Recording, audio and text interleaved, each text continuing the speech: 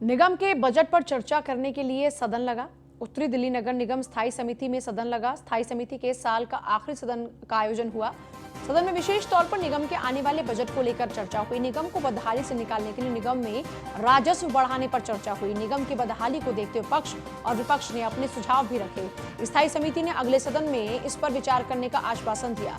वहीं स्थायी समिति की इस बैठक में विपक्ष में बैठे आम आदमी पार्टी के निगम पार्षद विक्की गुप्ता ने निगम के बनने वाले बजट पर गंभीरता जताई और बताया कि हमें बजट लाने से पहले सारी प्रक्रियाओं को गंभीर रूप से देखने की जरूरत है। आखिर क्यों हम ऐसी नीति नहीं बना पा रहे जिससे हम निगम के राजस्व को इकट्ठा कर पाए। चर्चा हो रही थी आज सदन में। हमारे जो स्थायी समिति के अध्यक्ष हैं उन्होंने बड़े मेरी बातें ध्यान से सुनी। मैं उनका धन्यवाद करना चाहूँगा। पर देखिए, यहाँ पे जो बजट बन रहा है वो वास्तविक आधार के ऊपर में बजट नहीं बन रहा है।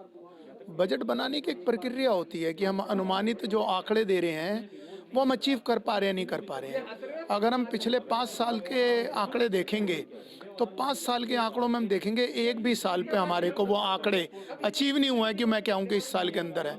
मैं इसी बात को हाईलाइट करना चाहता था।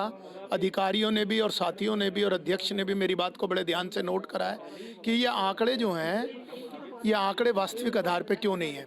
स्कीमें बन रही हैं लगातार, प्रोजेक्ट बन रहे हैं लगातार। अब जो स्कीमें बन रही हैं वो स्कीमें के ऊपर में उन पर डेडलाइन कोई नहीं है।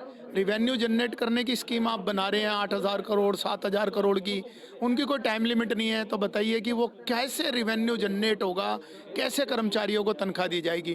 प्रॉपर्टी टैक्स है, प्रॉपर्टी टैक्स के अंदर में कोई भी व्यक्ति ये बताने को तैयार नहीं है कि हम किस तरह से अकाउंटिंग सिस्टम लग रहे हैं। 16-16 साल से हम लोगों से प्रॉपर्टी टैक्स कलेक्ट क्यों नहीं कर रहे। तो ये बहुत गंभीर मुद्दे हैं। मैं तो सिर्फ आपके माध्यम से मीडिया के माध्यम से यही कहना चाहूँगा कि निगम की हालत सुधर सकती है और निगम आत्मनिर्भर बन सकता है, पर उसके लिए इच्छा शक्ति का अभाव है। मैं सत्ता पक्ष के लोगों से यही अपील करूंगा कि इच्छा शक्ति से इसको कार्यान्वित करें। जो स्कीमें हैं उनको जोरदार तरीक़ों से पूरा करें और डेडलाइन के साथ पूरा करें।